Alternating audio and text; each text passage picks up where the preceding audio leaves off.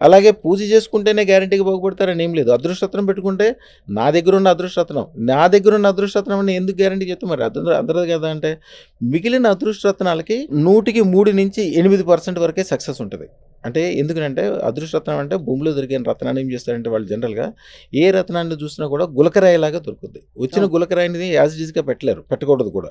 దాన్ని చక్కగా నైస్‌గా కట్ చేసి షైనింగ్ పెట్టి దాన్ని తీసుకొచ్చి ఉంగరాలు తయారు చేసి పెట్టేస్తారు. మేమేం చేస్తామంటే దీంట్లో ఏది చేస్తే పర్ఫెక్ట్‌గా పనిచేస్తుంది. అదృష్టరత్నం అనే దాంట్లో, నవరత్నాలు అనే దాంట్లో పవర్ ఉందనే విషయం తెలుసు. అది కొంతమందికి మైనస్ అవుతుంది, కొంతమందికి ప్లస్ అవుతుంది, కొంతమంది ముందుకెళ్తున్నారు, కొంతమందికి వెనక్కెళ్తున్నారు. కొంతమంది పెట్టుకున్నా పెట్టుకోకపోయినా తేడా తెలవట్ల.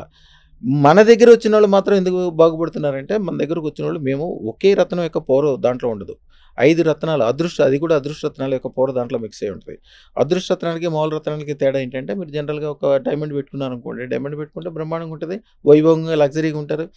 ఆ లగ్జరీ వరకే దానికి సంబంధం. మీకొచ్చే డబ్బులకి దానికి సంబంధం లేదు. అంటే మీరు లగ్జరీగా రోజు నెలకు ఒక రూ. 1,00,00,000 ఖర్చు పెడుతున్నారనుకోండి, 10,00,00,000 మీకు ఆదాయం వస్తే రూ. 1,00,00,000 ఖర్చు పెడితే గొప్పగుంటది. అదృష్ట రత్నంలో మీరు 100,00,00,000 సంపాదిస్తే రూ. 1,00,00,000 ఖర్చు పెడతారు. అందరూ రూ. 100 ఖర్చు పెట్టే చోట మీరు 10,00,000 ఖర్చు పెట్టగలుగుతారు. ఖర్చు పెట్టించడమే కాకుండా పెట్టిన దానికి 100 రెట్లు వచ్చేటట్లు చేస్తారు.